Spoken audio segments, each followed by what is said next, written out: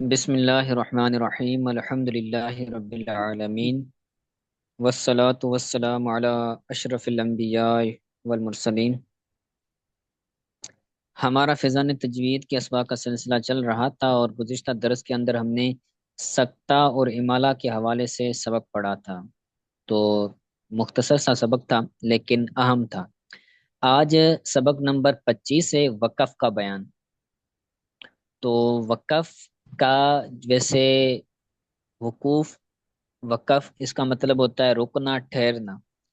مختلف زبانوں کے اندر مختلف علامات اور مختلف نشانیاں ہوتی ہیں کہ جن کے اندر یہ دلالت ہوتی ہے کہ کہاں پر کوئی جملہ پورا ہو رہا ہے، کہاں پر کوئی جملہ جو ہے وہ مختصر ہوتا ہے، جہاں پر رکنا ہوتا ہے، کہاں پر جملہ پورا نہیں ہو رہا ہوتا۔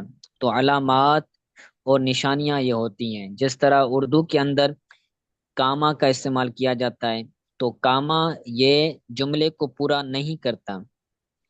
اس کے بعد ہوتا ہے فل اسٹاپ، جیسے انگلش کے اندر جب وہ لکھی جاتی ہے عبارت تو اس کے اندر کاما بھی استعمال ہو رہا ہوتا ہے اور ڈاٹ بھی استعمال ہو رہا ہوتا ہے۔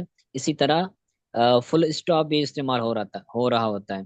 تو یہ مختلف اس کی جملوں کو سمجھنے کی، اور جو صاحب تحقیق بندہ ہوتا ہے نا، تو اس اعتبار سے پڑھنے والا شخص کو بھی یہ پتہ چلتا ہے کہ جو لکھنے والا بندہ ہے وہ حساس ہے ان معاملوں کے اندر۔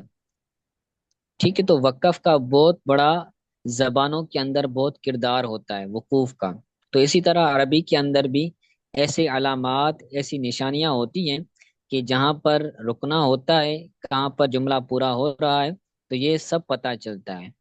تو قرآن پاک کے اندر کہاں کہیں پر وقف کرنا لازم ہوتا ہے، کہاں پر وقف کرنے کی اجازت ہوتی ہے، کہیں پر وقف کرنا جائز ہوتا ہے۔ تو وہ ساری صورتیں، وہ علامات، وہ نشانیاں اور ان کی وضاحت اس سبق کے اندر، وقف کا جو بیان ہے سبق کے اندر پڑھیں گے۔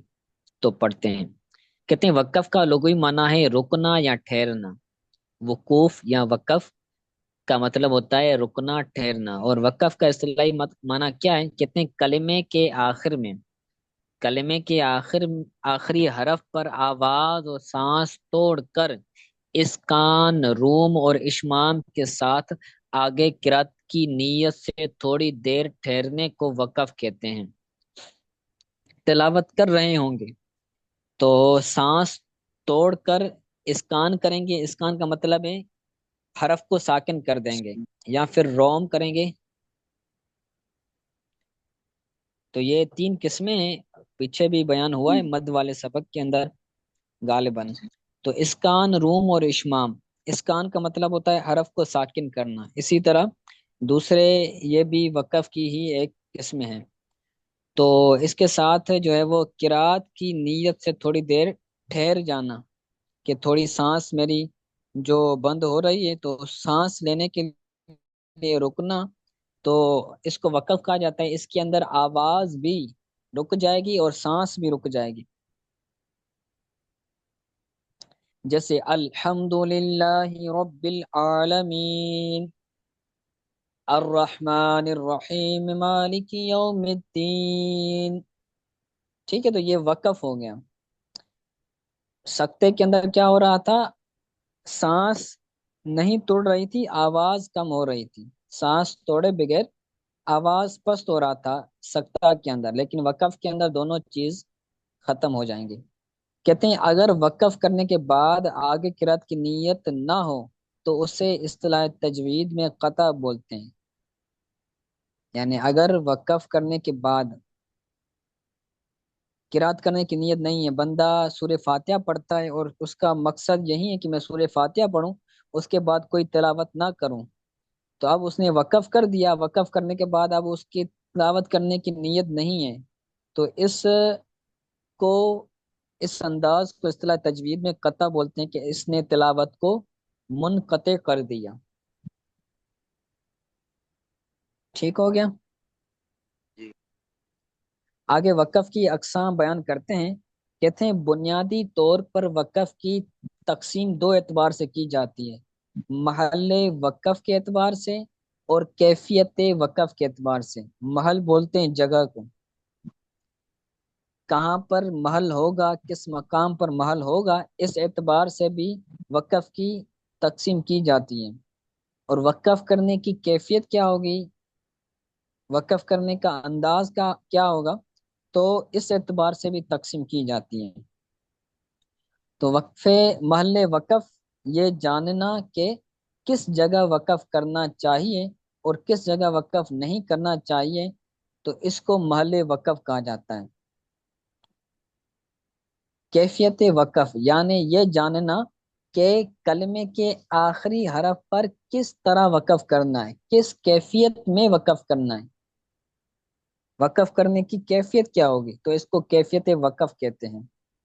अब दोनों किस्मों के एतबार से फिर अक़साम आगे बयान करेंगे। कहते हैं महल वक़फ़ के एतबार से वक़फ़ की अक़साम। महल वक़फ़ के एतबार से वक़फ़ की चार अक़साम हैं: वक़फ़े ताम, वक़फ़े काफ़ी, वक़फ़े हसन, वक़फ़े कबी। तो ये चार अक़साम है वक़फ़ की। अब हर एक की वजाहत करेंगे। कहते हैं वक़फ़े ताम की तारीफ, तो ये महल वक़फ़ के एतबार से है। वक़फ़े ताम की तारीफ ये है कि कलमे में ऐसी जगह वक़फ़ करना जहाँ लफ्जी और मानवी एतबार से कलाम मुकम्मल हो रहा हो, मुकम्मल हो जाए, तो उसे वक़फ़े ताम कहते हैं। जहाँ लफ्जी एतबार से भी माना मानवी एतबार से भी कलाम मुकम्मल हो रहा हो, तो उसे वक्फ ताम कहते हैं। जैसे सूर्य बकरा के अंदर हुमुल मुफलिहून, उलाइका अला हुदम मिर रब्बिहिम व उलाइका हुमुल मुफलिहून।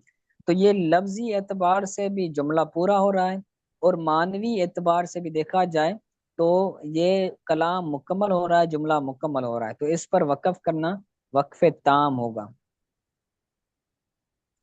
क्योंकि इस कलमे का अपने माँ बाद कलमे से न तो लफ्जी ताल्लुक है, ना ही मानवी। इसके बाद है इन्नल लज़ीन कफरू। तो इन्नल लज़ीन कफरू का ताल्लुक पीछे वाली आयत के साथ न लफ्जी तौर पर है न मानवी तौर पर है।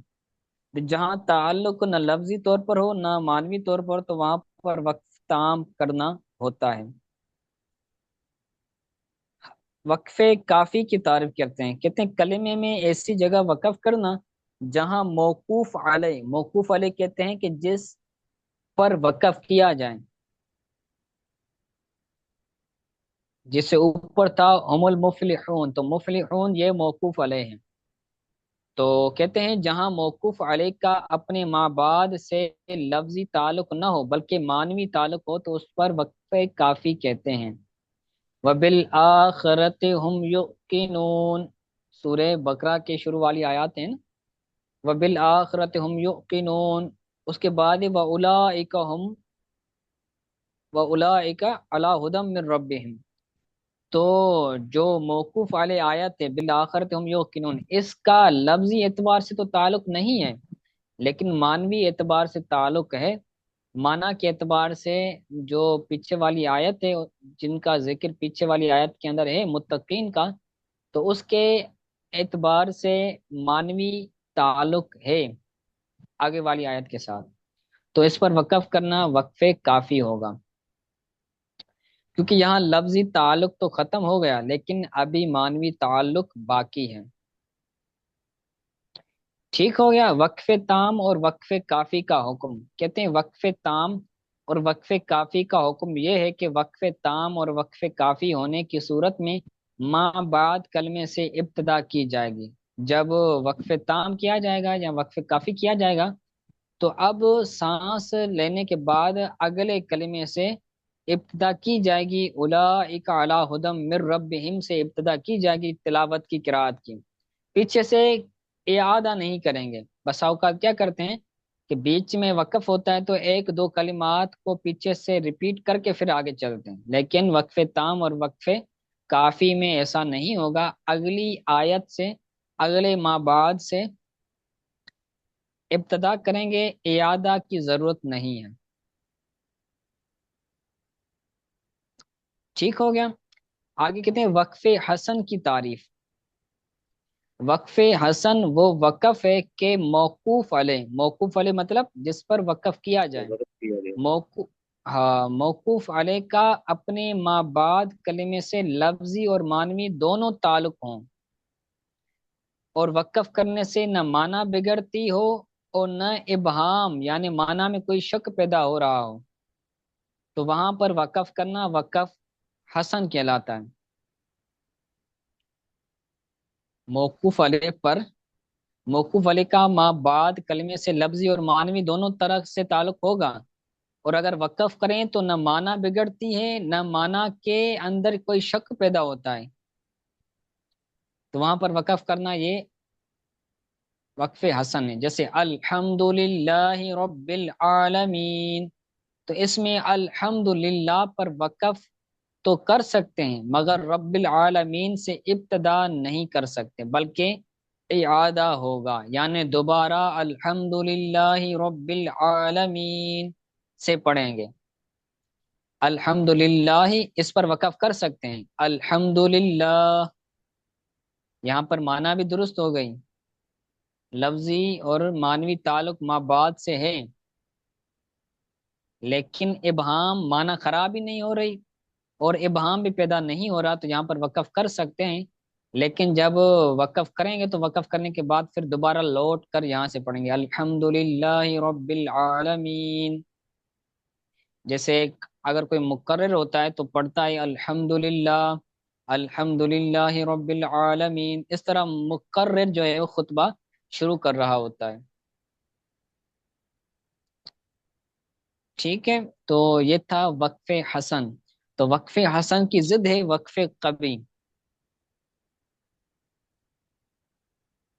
کہتے ہیں وقف کبھی کی تعریف۔ وقف کبھی وہ وقف ہیں کہ موقوف علیہ کا اپنے ما بعد کلمے سے لفظی اور معنوی دونوں تعلق ہوں، اور وقف کرنے سے معنی میں ابہام پیدا ہو جائے یا معنی فاسد ہو جائے تو وقف کبھی ہوگا۔ موقوف علیہ کا اپنے ما بعد کلمے سے لفظی اور معنوی تعلق ہوگا، لیکن وقف کریں گے تو معنی بگڑ جائے گی یا معنی کے اندر شک پیدا ہو جائے گا، تو اس میں وقف کرنا یہ وقف کبھی کہلائے گا۔ جیسے یا ایھا الذین آمنوا لا تقربوا الصلاۃ، تو اب تقربوا الصلاۃ پر وقف کرنا یہ وقف کبھی ہوگا، کیونکہ آگے آتا ہے یا ایھا الذین آمنوا لا تقربوا الصلاۃ وانتم سکارى، اے ایمان والو تم نماز کے قریب نہ جاؤ اس حالت میں کہ تم نشے کی حالت میں ہو، وانتم سکارى اس حال میں کہ تم نشے کی حالت میں، یعنی نشے کی حالت میں تم نماز نہ پڑھو۔ اگر ہم صلات پر وقف کریں تو معنی بگڑ جائے گی، معنی بنے گی یا ایھا الذین آمنوا لا تقربوا الصلاۃ، اے ایمان والو نماز کے قریب نہ جاؤ، یعنی نماز مت پڑھو۔